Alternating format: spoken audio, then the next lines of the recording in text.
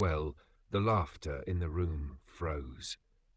Emma, the billionaire boss, was standing in the middle of her glittering office. Golden balloons swayed, employees clapped, and cameras clicked as she opened a small pink box. Inside was a delicate necklace, pure gold, with a charm that glimmered under the lights. Without hesitation, she clasped it around her neck. And that was when everything changed. Her smile faded, her hand rose to her throat. A strange heaviness spread across her face.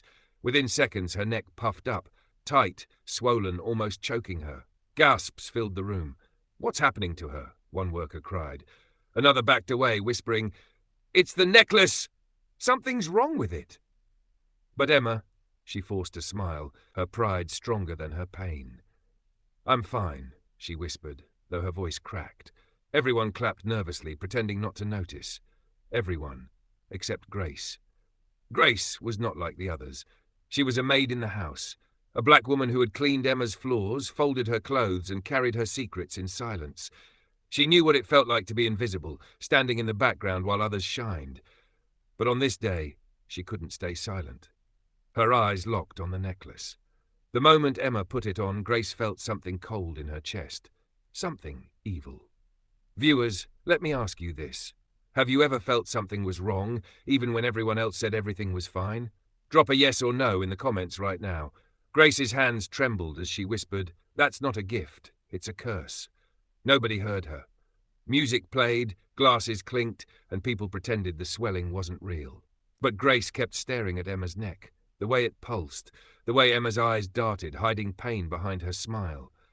Later that night, after the guests were gone and the office was empty, Grace lingered near the door. She saw Emma sitting alone at her desk, tears streaking her perfect makeup. She was clawing at her throat, trying to breathe. "Emma?" Grace's voice shook. Emma looked up, furious. "What are you doing here? Get out!" Grace stepped closer. "Please, let me help you." Emma slammed her fist on the desk. "You, a maid, what could you possibly know?" That cut deep. Grace swallowed her pride, but she didn't move. She couldn't. Something inside her told her she was the only one who could save this woman. She pointed at the necklace. "It's that thing. It's not just jewelry. It's draining you. You need to take it off." Emma laughed bitterly, though her voice was weak. "This necklace costs more than your life's savings. Don't speak of what you don't understand."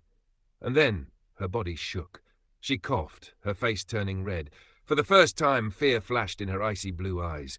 Grace rushed forward, grabbing Emma's trembling hands. "Listen to me. I've seen things like this before. Evil doesn't care how rich you are. Evil doesn't care what you wear. It just wants to destroy you."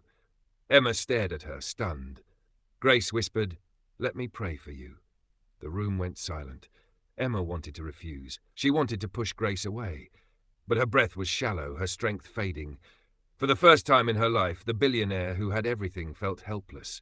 She nodded. Grace's hands shook as she placed them near Emma's swollen neck. She closed her eyes and began to pray, her voice trembling but firm. Every curse, every darkness hiding in this gift, leave her now. At first, nothing happened. Emma groaned, clutching her chest, but then slowly, the swelling began to shrink. The redness faded. Emma gasped for air, tears spilling from her eyes. Grace prayed harder, sweat dripping from her forehead. She will live. She will not die. Every evil in this necklace, go now. The gold charm on the necklace flickered like a flame burning out. And then, crack, the chain snapped, falling to the floor. Both women stared at it, wide-eyed. Emma's hand flew to her neck. The swelling was gone. Her breath was steady. She looked at Grace, trembling. What did you do?" Grace picked up the broken necklace with a cloth. "It wasn't me. It was God. That gift was not from your friends. It was from your enemies." Emma's face went pale. She thought about all the smiling faces who had given her presents earlier. Which one of them wanted her dead? Which one of them had placed this curse in her hands? Viewers, what do you think? Was it her employees? A jealous friend? Or maybe someone in her own family? Tell me what you believe in the comments. Emma's eyes filled with tears. For the first time, she felt small, weak, human.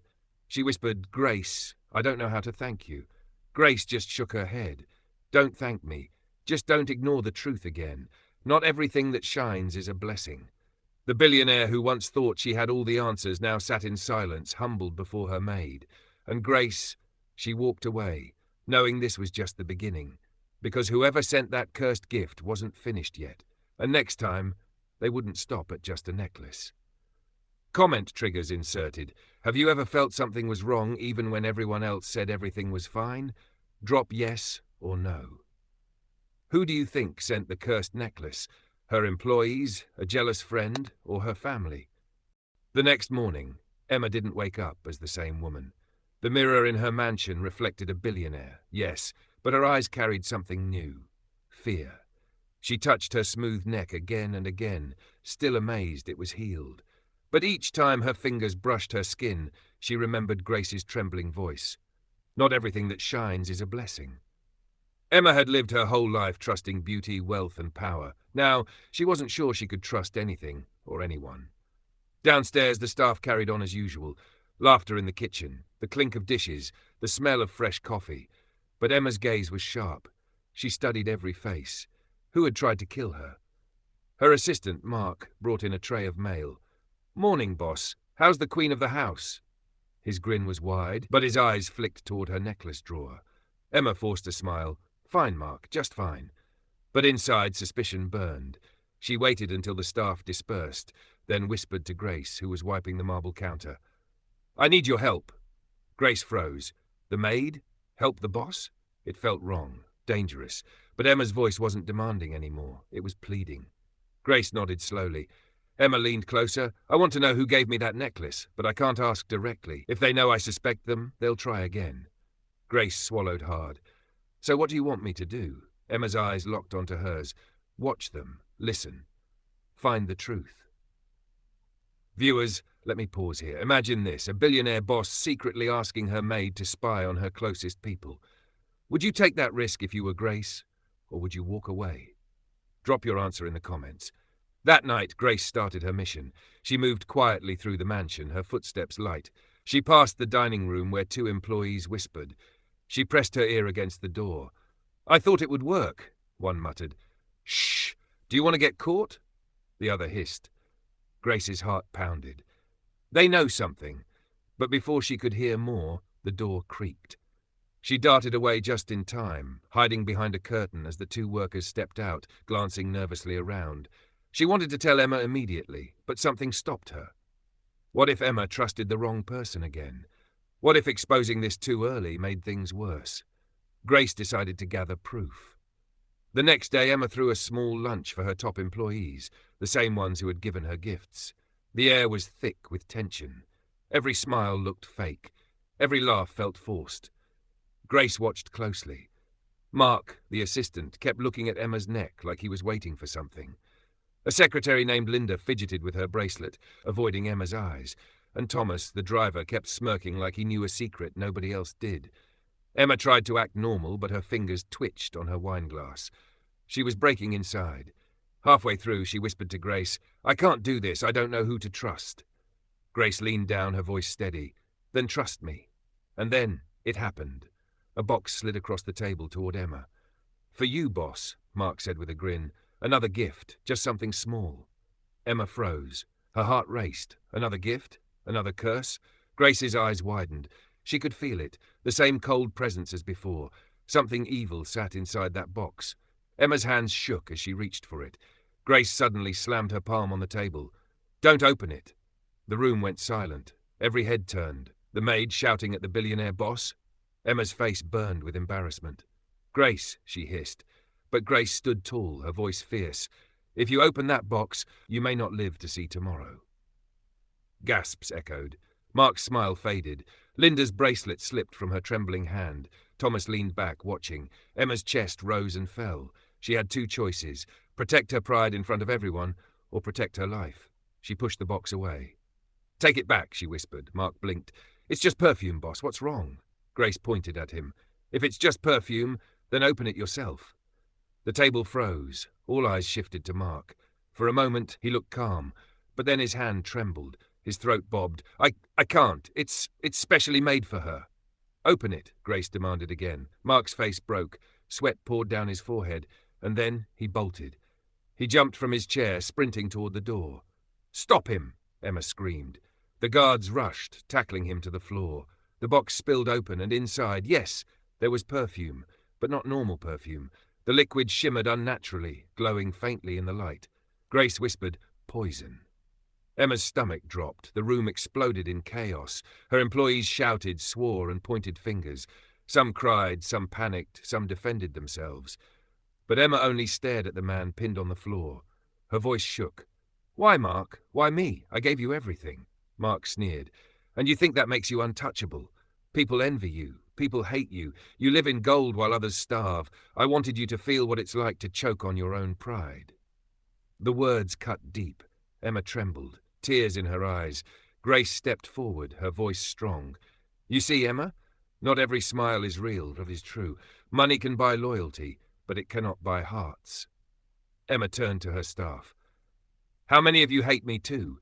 How many of you have been smiling while waiting for me to fall?" The silence was louder than screams. "Viewers, what would you do if you discovered the very people you trusted most secretly wanted your downfall? Would you forgive them, or would you let them go forever? Comment your thoughts below." Emma's chest rose and fell with heavy breaths. She looked at Grace, the maid who had once been invisible, and for the first time Emma whispered, "Stay by my side. You're the only one I trust now." Grace's eyes softened, but deep inside she knew this wasn't over. If one person tried to kill Emma, others might try again. And the scariest part? Grace didn't believe Mark had acted alone. Somebody bigger, somebody smarter was still out there, waiting. Comment, would you take that risk if you were Grace, or walk away? What would you do if you discovered the very people you trusted most secretly wanted your downfall? Forgive or let go? Tell us where you're watching from and what time it is in your country right now. The mansion grew colder after Mark's betrayal. Emma couldn't sleep. Every shadow on her walls felt like a threat. Every sound in the night made her heart race. She had money, power, and an empire, but for the first time she realized none of it could keep her safe. Grace, the maid, was her anchor now. She prayed by Emma's bedside, whispering words of protection.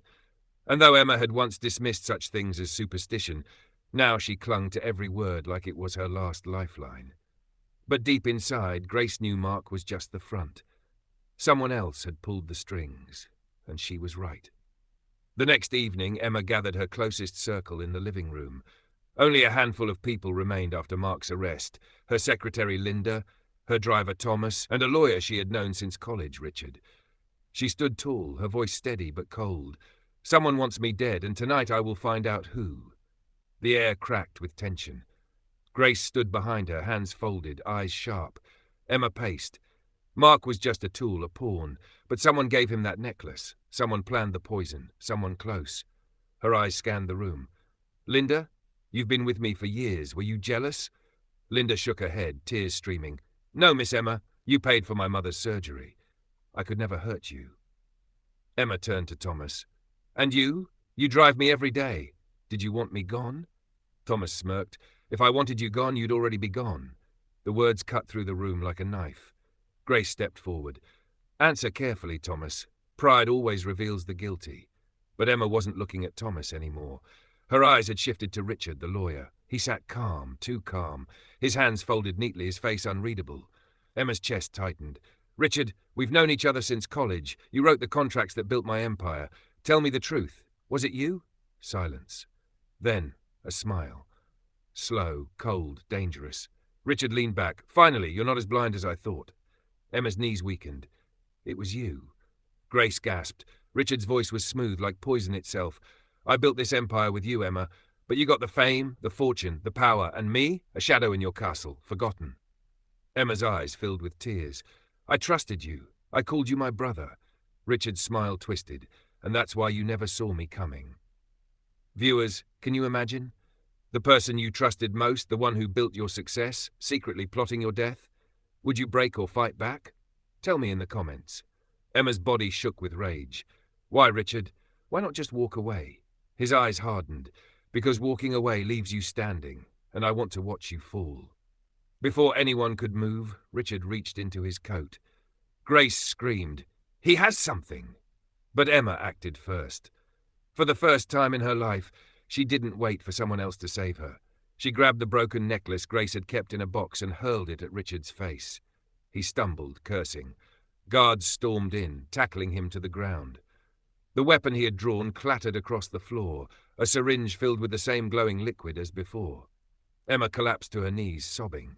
She looked at Grace with wide, broken eyes. "If you hadn't been here, I'd be dead." Grace held her hand steady and firm. "No weapon formed against you will prosper. But Emma, listen. Money blinded you. Pride blinded you. Now you see the truth. People don't just envy your wealth. They envy your soul." Emma trembled, tears streaming down her cheeks. "What do I do now?" Grace whispered, "Start over. Live humbly. Trust less in things and more in people who pray for you when you don't even know it." The billionaire who once laughed at faith now clutched the maid's hands like a lifeline. And as Richard was dragged away, Emma whispered to Grace, "From this day forward, you're not just my maid. You're my protector, my sister." Grace smiled softly, tears in her own eyes. "Then I'll stay. Not because of your money, but because God put me here for such a time as this." The two women sat in silence, side by side. One dressed in silk, the other in a maid's uniform. But in that moment, they were equals. And somewhere in the shadows of the mansion, the cursed necklace still lay broken. A reminder that not all gifts are blessings. Some gifts are meant to kill. But as long as Grace was there, Emma knew she had a chance at life again. Viewers, let me ask you, do you believe Emma truly changed, or will her pride return once the fear is gone? And more importantly, do you believe Grace was sent into her life by chance or by destiny? Drop your thoughts in the comments. And don't forget, tell us where you're watching from and the exact time it is right now. Because this story is far from over.